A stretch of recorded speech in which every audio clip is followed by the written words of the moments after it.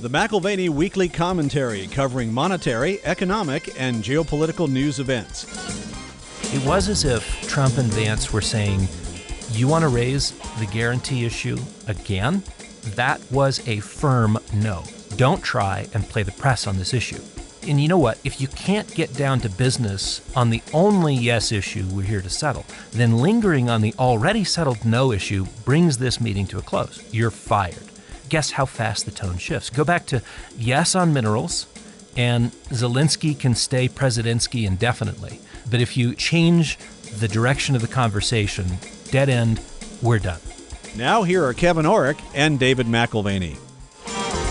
Welcome to the McAlvany Weekly Commentary. I'm Kevin Orrick along with David McAlvany. David, welcome back. Last Friday was a really interesting day here in the United States, but Europe looked at it in a different way, and you were in, I think, France on Friday. Yeah, we were celebrating our 25th anniversary. 25 years is not a short stretch, but looking forward to the next 25.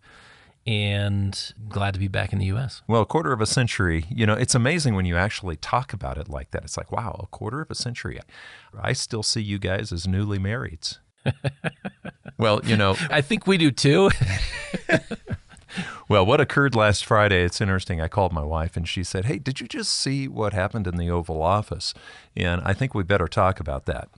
Propaganda is something that has been a fascination to me for a long time, how you message things and what you want people to receive in the message. There's no doubt that in warfare, messaging and communication are key. And it's not because you want the opposition to understand you, but because you want them to understand what you want them to understand.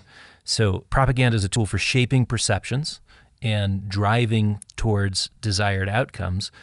And it's a fluid communications mechanism which sometimes expresses the truth, sometimes expresses the truth from a unique vantage point, and sometimes embraces falsehood. Most often it's moving unannounced from one camp to the other camp, making impressions via those staged appearances. I remember when you and I agreed to read The Prince, Machiavelli's The Prince, together, and I sort of felt dirty after I read it, to be quite honest with you, because there was a lot of falsehood. Do you think that sounds like the current administration? No, I don't think so. Reflecting on the events of last week with Trump, with J.D. Vance and Zelensky in the Oval Office, there was no Machiavellian wizardry, no Goebbels manipulation machine. Trump, it seems to me, has a yes and a no. He seemed to know what he was going to go in there for, and it didn't happen. Two primary outcomes desired from the Zelensky talks. Number one, minerals. That is the yes. Not there to discuss, not there to ask for 50% and settle on 25%. To go forward, the yes box must be checked. Number two was the no. No NATO membership. And no backdoor equivalent. The security guarantees that Zelensky keeps circling back to are an implied membership. Not literal, but the membership is for one thing, to obligate Europe and the U.S. to directly intervene via Article 5, the collective defense article. If Zelensky can't have membership, he wants the primary benefit of membership, the security guarantee. And Trump has been crystal clear that a stated security guarantee is off the table. Yeah, and did you see how Trump's tone shifted along with Vance when they started to realize that Zelensky wasn't seeing it that way at all? Exactly. It was a change in posture, change in body language. Tone shifted along with Vance's, Trump's that is, when the guarantee issue was raised again and the annoyance level was audible and visible as tone and volume and body language shifted dramatically. It was as if Trump and Vance were saying, you want to raise the guarantee issue again? That was a firm no. Don't try and play the press on this issue. And you know what? If you can't get down to business on the only yes issue we're here to settle, then lingering on the already settled no issue brings this meeting to a close. You're fired. Guess how fast the tone shifts. Go back to yes on minerals, and Zelensky can stay Presidensky indefinitely. But if you change the direction of the conversation, dead end, we're done. I think he was assuming that it was a different administration, Dave. When I was listening to it, I realized that Zelensky has a completely different view of what role Ukraine has played. What Zelensky was implying was that they were fighting a surrogate war for us, and we better be happy because we'd feel pressure from Russia if they weren't doing that. And he really had been coached. Actually, we found out just recently, he was coached about an hour before that meeting from a Democrat side to basically bring this up in front of the press. That doesn't work with Trump. Well, what is on the table is an implied guarantee, like Fannie Mae, Freddie Mac style guarantee. People were buying Fannie Mae and Freddie Mac paper because it had the quote-unquote implicit guarantee of the government, nothing explicit. Implicit to the minerals deal is that the U.S. will protect its own economic interests. Trump is clear that he will protect American interests. Zelensky is not as convinced. There was not a meeting of minds, but when he did bring up the threat of Russia, what he was really trying to do is play a card. Trump is basically saying, we haven't gotten anything out of this. How many $100 billion? Is it $300 billion that we've got in this? It depends on who's counting. There's a couple of different groups that count it closer to 150, 180. And then, of course, the White House's projected numbers over 300. So Zelensky's reasonable in his concerns and doubts over implicit versus explicit guarantees. If you just reflect back on the agreement between Merkel, Macron, and Putin put together back in December of 2019, his European peace partners stressed the improbability of Russian aggression if an energy deal was signed. And lo and behold, it was not respected. So from Zelensky's perspective, his neighbor embodies the Lenin quote, treaties are like pie crusts made to be broken. Okay, but there's a problem with a security guarantee, because isn't that almost like saying you're NATO? Exactly. So the problem with the guarantee is the obligation to go to war. And the Trump administration has limited their interests to matters largely within our borders. A security guarantee takes his foreign policy in the opposite direction from his domestic policy commitments. We are busy shrinking the scope of our global shared commitments. That will not be contradicted by an agreement with Ukraine. Well, one of the things that was interesting to me was different opinions on what occurred on Friday. A lot of people thought things fell apart and they lost control. I don't know necessarily that Trump and J.D. Vance lost control at all. It seems like they stuck to their objective. This is a potential interpretation which, requires you to step outside the room and realize that it was taking place in a broader context. One potentially clever maneuver, if you wanted to interpret the Oval Office events as less than spontaneous, is basically to manufacture an offense that allows the U.S. to step back completely from Zelensky. Not forever. And in so doing, create an existential threat for European nations, motivating them to step up and finally spend to defend. By scripting that sort of drama, that takes the U.S. and reduces, if not removes us from participating in the security umbrella in Europe. So European unity around the Ukrainian issue may be sufficient now to do two things. One, ensure pan-European debt obligations, which they've been able to do on a very limited basis. But the scope of the Euro project, I think, requires more. And second, it does largely displace U.S. defense spending in NATO countries.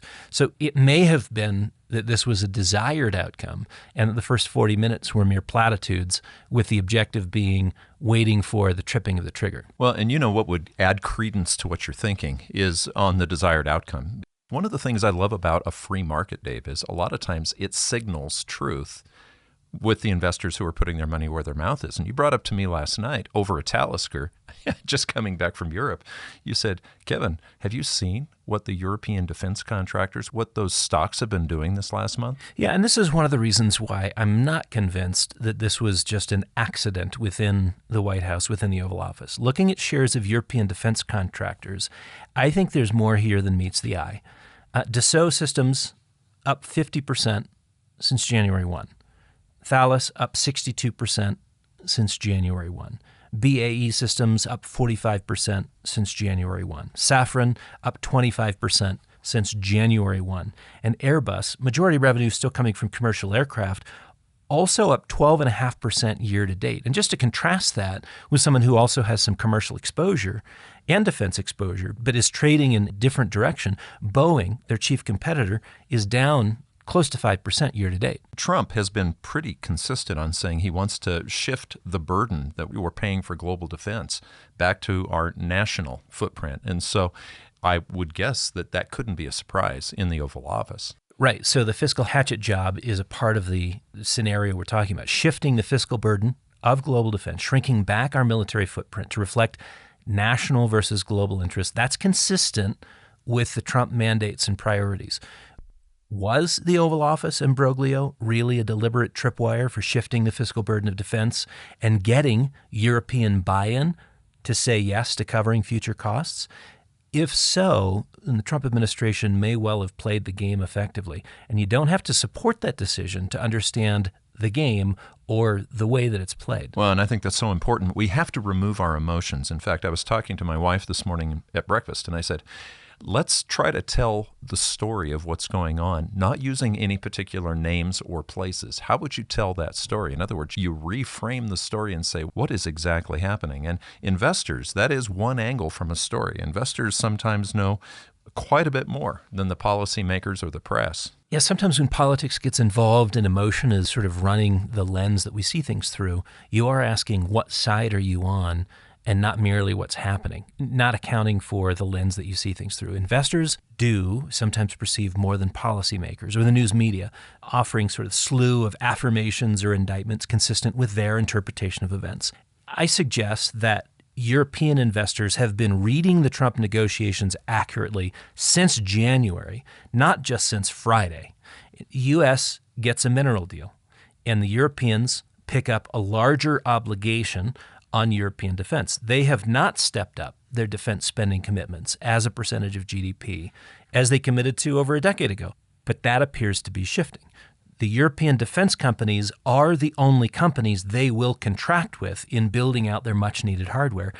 And these companies have been reflecting the trend since the beginning of the year. The only ones not committed are European politicians. And on Friday, they were put over a barrel. On Friday, more than anyone else. And sometimes this is something that's really critical in writing music. When you write music, sometimes the spaces between the notes are far more important than the notes. And so the question would come in a meeting like this, who wasn't there? Yeah, whether it's when you're listening to a message, what is said versus what is not said. In this case, I think who was not present in the initial peace talks and the pressure that created to have a voice, pressure that created on the Europeans to have a voice on the Ukraine issue. You're dealing with a vacuum. Europeans are now willing to fill that vacuum, not just having a vote at the table, but making hard commitments which they would be less likely to make if the U.S. was the willing peace financier. So Trump is betting that he gets the mineral assets and reduces the military liability attached to having a strong European presence. Yes, he did it in pure Trumpian style, which reflects a dozen episode clips from The Apprentice. It's brash, it was curt, it was definitive. Okay, so let's pretend like you're getting on an elevator and you're only going 2 floors. How would you summarize what Trump's objective is? My impression of the Oval Office meeting, for what it's worth, was Vance and Trump had 3 objectives. Minerals, number 1. An implicit, not explicit guarantee on security, number 2. And a shift of fiscal burden to Europe, number 3. So cutting off aid earlier this week keeps that first objective, the minerals objective, in the bag. Okay, so ding, you just got to the 2nd floor, and I think you just told me. There are 3 objectives. It's minerals and an implicit guarantee on security, not explicit, and then finally letting Europe pay a little bit of their own price. But you know, after Russia invaded, Kiev actually tried to get into the European Union. It's not just NATO. Right. They made their formal application to join the EU 4 days after the Russian invasion. It was 4 months later that the EU declared Ukraine a candidate. They are already in the process of qualifying. They're going through the mechanisms of checking the necessary boxes for membership. EU membership is a close second to NATO membership if you want others to help fund and fight your wars. Of course, that would exclude the U.S. in terms of obligations. And let's put this in perspective. One of the things I feel we're very blessed with is you've talked to some people that were critical decision makers. Like on the euro, Otmar Issing was one of the main guys, and you interviewed him, what was that, 15 years ago, Dave, 15 or 16 years ago. And one of the critical things that he brought up was, first we're going to create the euro, and then they'll have to work out all the political things. So I'm going to ask you, does the EU have the capacity to even absorb Ukraine? It's going to be a very expensive project, even if they were just rebuilding after war. Well, they continue to expand, and there is a whole host of nations that are already on that candidate list, and a number of them last year and the year before who are being approved as members.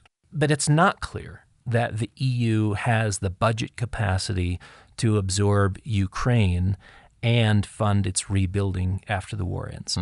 Budget is designed to disperse funds across all member states.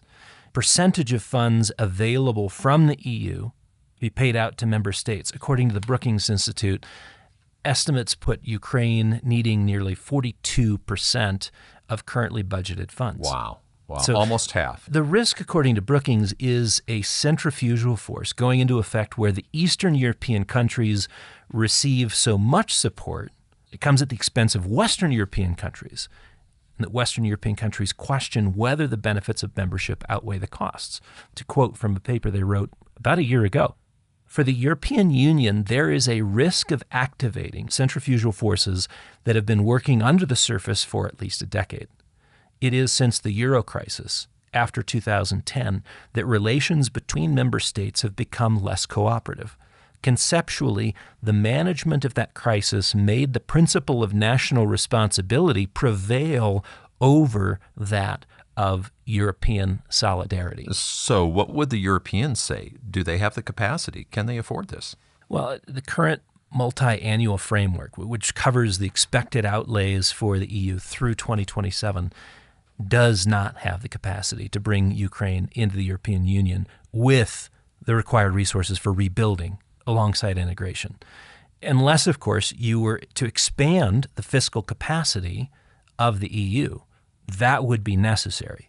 That implies integrated taxation schemes to more adequately address collective debt obligations, and obviously an increase in those collective debt obligations. So if you remember the power ratchet, which Robert Higgs described, there is a crisis which stimulates an expansion of governmental interventionism, and it appears that we are at an inflection point where either the EU crumbles. We talked about this with Bill King last week, or it redoubles its efforts, redoubles its commitments. And what is the justification for that redoubling, that strengthening of the superstate?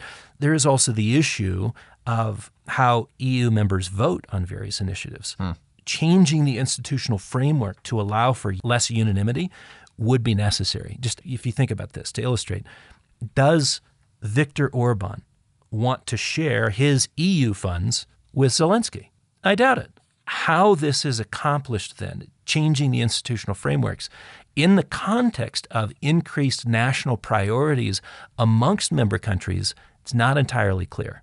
But it may be that Russia, as a perceived existential threat to the EU, is sufficient to create buy-in. Which takes us to Crisis and Leviathan. You brought up Robert Higgs, and his books are basically how a government grows and grows and grows. And I remember I went back to the notes from when you interviewed him back when Obama was in, and he said the growth of state is not a smooth, gradual process. The state 100 years ago was very small compared to now. And Dave, you asked him, how did we get from A to B? How did we get to be so small from a government and then to get to B? And he said it's a number of discrete lurches, and it's usually crisis and war. And that's what you're saying. We have Leviathan here, and we're paying the Leviathan money over to the Europeans. The Europeans at this point are going to have to figure out whether they grow the Leviathan while we shrink or face the consequences. If you think about the EU, they're dealing with domestic political issues. One of the big ones is immigration. Very much a domestic issue. It may take something like the Russian threat to recreate, quote unquote, European solidarity. So the centrifugal forces described by Brookings, they are a reminder that the euro as a political structure is already under pressure. How do you create a European superstate when the members are eyeing the exit? Maybe that overstates it, because it's not the politicians that would consider that. It's the people who are the source of discontent, coming back to those domestic political issues. Crisis is the answer. Is this a positive inflection point for Europe, or is it an accelerant towards its ultimate demise? Well, and if you recall, Robert Higgs said there is some limit to the growth. He said it's like a predator. At some point, he'll overwhelm his prey, and it'll reach critical mass. And right now, that may be what's occurring between Europe and America. We're stepping aside, and they're having to make some big decisions. Yeah, I think the more interesting aspects of the White House chaos on Friday, they're macro in nature. Europe is being forced into a position which may make for the end of NATO and a European security cooperative that extracts the U.S. from our formal obligations. I mean, these are things that are incredibly interesting to me. And the stock market. Tell us about the stock market right now, because we're not just talking about international politics here. Yeah. Meanwhile, an equities top has been put in. The NVIDIA quarterly numbers were not sufficient to reverse pressure in the AI trade, the tech trade, therefore the S&P trade. I mean, these are all kind of tied together. We've had crypto, which has cracked, and that's despite an announcement of a U.S. crypto reserve. We have reversed the entire rally since the announcement of that reserve earlier this week and moved lower. Talk about negative activity or behavior within a market. The tide is on its way out. So risk off within the equities markets here in the U.S., risk off is becoming noteworthy. And as we've argued, liquidity in excess has driven risk assets absolutely bonkers. The reverse is equally powerful. If liquidity dynamics are shifting, so too will asset prices to much lower levels. We look at the risk indicators, and they're still relatively calm, even as air is coming out of the equity bubble. Notable moves, which have seen some action this week. High yield credit default swaps this week are on the move. The VIX index, obviously with the equity markets being down, that's on the move. The MOVE index, which is a measure of bond market volatility, also showing concern, but not at panic levels. So maybe investors should not be betting long on the stock market right now. No, in fact, we've increased our short exposure in recent days, reflective of a super fragile environment. Gold has performed well as a safe haven relative to other markets, which is absolutely remarkable. Well, and that brings us to an interesting subject, Dave, because yes, gold's been doing fine, but actually if you weigh it against real things, when you start weighing gold against how much acreage costs or the Dow Jones Industrial Average, the Dow Gold ratio, gold's been stellar relative to the Dow. One of my favorite, and I think one of the most important macro indicators, if you're managing money across generations, is this ratio, the Dow Gold ratio. The fact that this week we're breaking below 15 to 1 for the first time since the COVID 2020 stock market collapse, I think is absolutely worth pointing out. This is a trend we expect to accelerate towards a 5 to 1 ratio in the coming years. At this point, you should consider what your portfolio looks like under extreme duress. As we noted in last week's commentary, as asset managers, when we're wearing that hat, we've increased our cash position in the direction nearly to 50%. Limiting exposures only to those areas we see as maintaining compelling rewards relative to the market risks. If it seems like we've been imploring for too long for you to raise cash and increase a metals exposure, we remind you of Rudiger Dornbusch's favorite quote: "In economics, things take longer to happen than you think they will, and then they happen faster than you thought they could." We're now in that period of time compression. A lot will happen in a short period of time. I got on the phone with one of my clients' stockbrokers because he had told his client that obviously stocks have very much outperformed gold. Why in the world does he still own gold? And I just shared with him, back in the year 2000, the Dow would buy 42 ounces of gold. And at the time I had this conversation, it was about 17 to 1. And I said, now the Dow only buys 17 ounces. How is it that the Dow actually has outperformed gold? The break below 15 on the Dow Gold ratio is a macro indicator that suggests the hard asset thesis has its best days ahead of it. The flip side of that is that financial assets are at a distinct disadvantage. Hard assets are the relative winner. The real Dow, that is the Dow priced in gold ounces, priced in gold terms, is now down nearly 70% from its all-time highs in July of 1999. King's comments last week, and this is so critical, King's comments last week that value investors are absent from the market, having been converted over the last decade to indexing.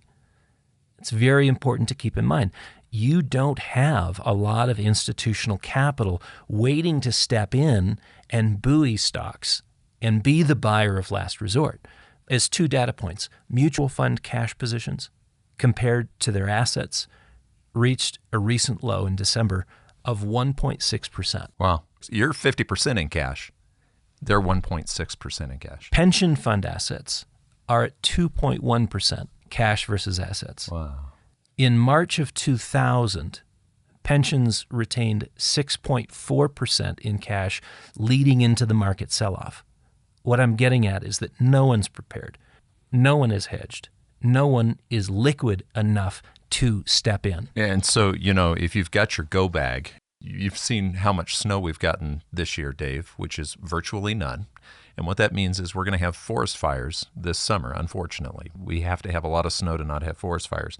We were just talking the other night saying, we need to get our go bag back together because this is going to be a tough summer. So you're saying no one is prepared for the dry summer. No one's prepared liquidity-wise for what we're probably going to see in the financial markets. My snowblower's still in the shed, at the back of the shed. I haven't had to take it out once this year. It's a terrible thing. But that's, our response to that is we've already had folks out to start trimming trees and start mitigating. You're preparing. And we know that by the time spring comes, there's going to be a mad rush to do the same, and you're not going to be able to get on anyone's schedule. That's the equivalent of increasing cash in these portfolios. Yeah. Well, today we've got the KBW Bank Index, which cut through its 100-day moving average like a hot knife through butter. And it's important to remember that financials will often lead in a market decline. And that was a very significant move lower this week. I was talking to a client yesterday, and he was talking about polar bears. I didn't know this. He did a study on polar bears because his daughter's going to do a canoe trip, a long one, where there may be polar bears. And he said, do you know that they're such an alpha predator? He says most bears will bluff if they're not at the top of the food chain. But the polar bear is at the absolute top of the food chain. There's no bluffing with a polar bear. If he's charging you, he has one intention and he's going to fulfill it. So I'm going to ask you this about Trump. We already talked about the three things that Trump wanted out of that meeting on Friday. How about the tariffs? These tariffs going forward, is it a bluff or is it real? It might have an orange tint more than a white hue, but yeah I think that you could make the case he has some polar bear tendencies. Yeah. You get the tariffs on Mexico and Canada. They go into effect this week, and the markets are surprised. Yeah. We're seeing pressure in the equities markets in some part related to this surprise. The cry wolf syndrome has set in. Very few expected Trump to stick to his guns. Yeah. And just, again, replay this. Friday, he made clear that the U.S. negotiates from a position of strength. And I think that's the message that's being reiterated this week with the tariffs. Chinese tariffs go into effect later this week. He's not bluffing. He's simply breaking things. And I know that he wants to rebuild something better. That's his Build Back Better theme. But he's not bluffing. Now, the global economy is going to feel the impact for sure. But even if you look at the U.S. domestic economy, and this is a volatile indicator, but it's worth looking at, consider the Atlanta Fed's GDP now. Most recent numbers for February, they had flipped from positive 3% to negative 1.5% in January. Now for February, they've gone to negative 2.8% GDP growth. That's nearly a 6 percentage swing since December. So no bluffing. No. Trump administration may not be messaging in subtle ways, but the messages his administration are sending are unequivocal. Right or wrong, he's not waffling on his priorities. You've been listening to the McAlvany Weekly Commentary. I'm Kevin Orrick along with David McAlvany. You can find us at McAlvany.com, McAlvany.com, and you can call us at 800-525-9556. This has been the McAlvany Weekly Commentary. The views expressed should not be considered to be a solicitation or a recommendation for your investment portfolio. You should consult a professional financial advisor to assess your suitability for risk and investment. Join us again next week for a new edition of the McAlvany Weekly Commentary.